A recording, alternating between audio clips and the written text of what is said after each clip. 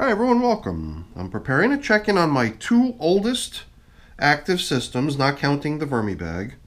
The Vermibag is kind of a continuous system with no defined end date, so the systems of mine that do have defined end dates are all the ones that are living in tubs and buckets over there and in a bag off on the side. So those all have defined end dates, and I usually drive towards the end of a system by treating it a little differently rather than just, throwing in a whole bunch of bedding to accompany their feedings. As systems start getting a little bit older, I start to withhold bedding in the hopes that they'll just chew down any remaining bits of bedding that still remain. And that's where we're at with these two oldest systems of mine. They're the original red wigglers. The numbers down below add up to 257, so it's 222 days of routine feedings with bedding and everything. In the last 35 days, so over the past 5 weeks, we've been feeding in such a way that we don't really include any fresh new bedding, just utilizing any sort of paper-based products that might still be lingering within the systems. But we're kind of cheating today because, as you can see, there's little bits of paper towel that this celery had been wrapped in, and it was frozen solid, so I just figured I'm going to chop up the celery, and whatever paper comes along for the ride, one paper towel will be a little bit of extra bonus carbon for these little guys. I mean, after this much time foraging, it is realistic to start thinking that at some point soon we're going to want to try migrating the worms out of their environments. But for now, whatever, that little bit of extra paper towel is going to be a bonus. And that'll be it as far as adding any more bedding type material. So let's get these systems up on the bench, and we're going to get started. So now, yeah, as far as foraging in those last 5 weeks that I've been labeling as foraging, it's true that it's not true foraging the way I always used to treat foraging, which in the past around here used to mean nothing, no food. Perhaps at most they would get a little bit of moisture if it seemed like they would be needing it, but no food, clearly no bedding either. But to me, foraging seemed like it could be altered a little bit. So I figured, let's stop foraging as if it were just complete withholding of everything. Let's make it more about no new bedding, because the foraging's job is going to be to try to clear out the lovely castings to be free of little bits and pieces of debris and scraps of leftover food and bedding. But I think that sustaining them and keeping them well fed during that process is still also something that can be done. So that's the way I've been treating foraging lately. I did refer to it a few times recently as sort of a fed foraging, and perhaps that's just the way I should continue to refer to it as, just so people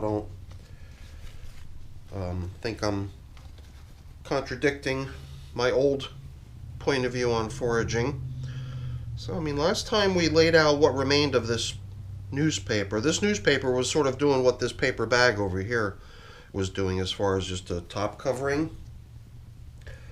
But we rested out the remaining bits of newspaper, and then on top of it went the food. So it does seem like, even though there's little bits of leftover newspaper here and there, the majority of what we placed out on top of the newspaper, their last feeding, has been consumed to a large part. I could see like this is some sort of leftover piece of fruit or vegetable matter, not sure exactly what. And not sure. Here too I could see stems of stuff, but okay, got to remember that besides just the newly added stuff that came in with the last feeding 10 days ago, we've also got these really, really old slow composting objects, such as these pumpkin stems. There's one in each system. And then even going back to that day, 35 days ago, when we gave them the last feeding that included a regular, normal portion of bedding too. That was the feeding when we gave them a variety of different fruits. So one of them was a kiwi, and this is the remaining skin of that kiwi from 35 days ago. There was a half of a mango, so half of the mango meant also getting half of the mango seed, which I cut right down the middle, right there. So half went into each system. So these are the sort of slow composting things that are most likely going to just accompany the worms to their new home. And everything else is what I'm perceiving as the stuff that I would want to be thinking about harvesting at some point soon. So I'm not sure. This somehow to me looks like it could very well be fragments of an old mango seed. Just a little bit of it.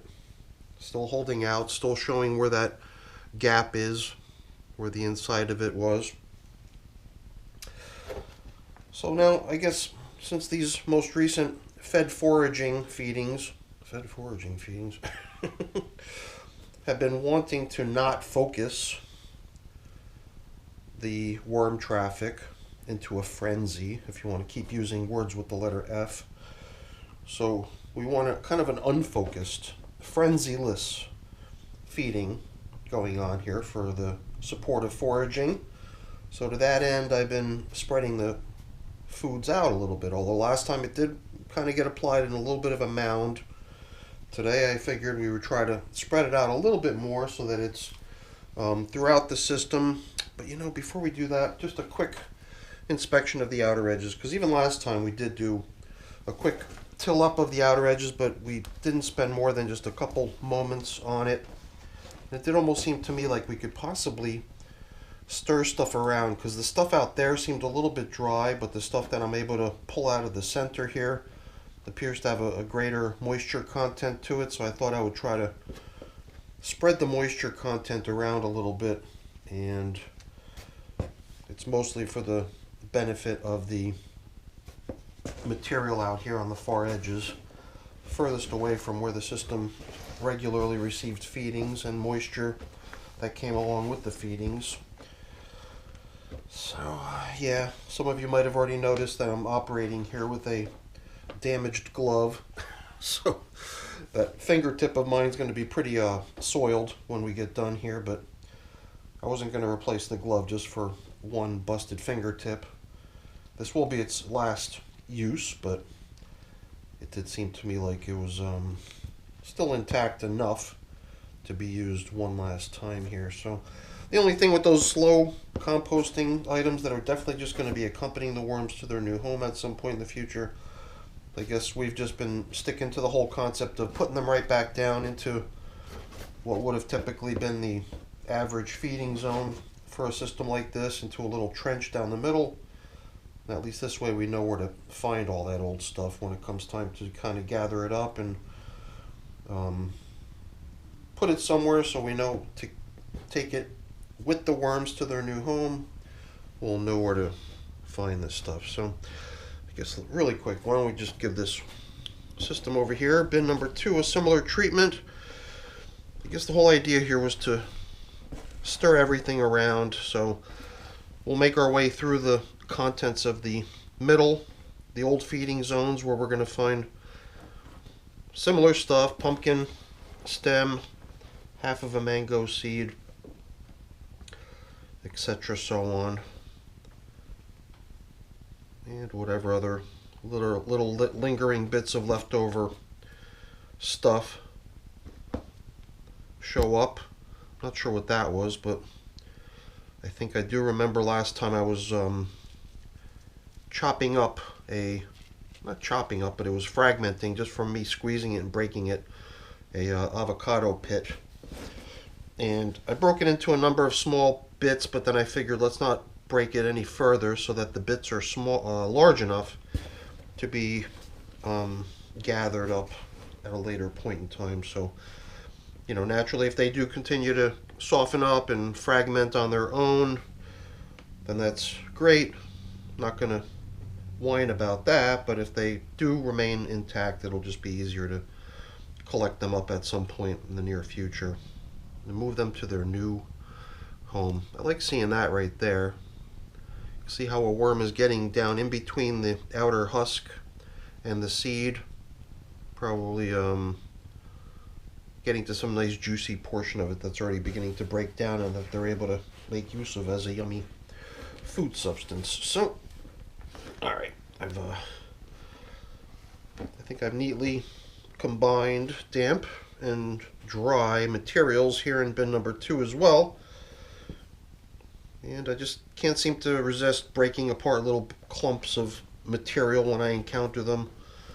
Sort of breaking stuff up and aerating everything. Let's get these large, slow composting items down into the middle where we like to put them for safekeeping, and then here to level off so we can give them their delicious feast of celery. So let's bring on back the celery feeding, and today I guess I'll see what I could do about perhaps spreading it out a little bit better than I did last time. I think I was noticing in the video how the food was sort of centralized and in a little bit of a mound. I guess if I had more stuff, I'd be able to spread it out a little bit more easily, but this is everything that I've got here. Let's make sure these guys get a little bonus paper towel too over here. Seems like most of the bonus paper towel ended up over in bin number 2, so now I think I've shared it evenly around both systems. So I don't know, what do you think?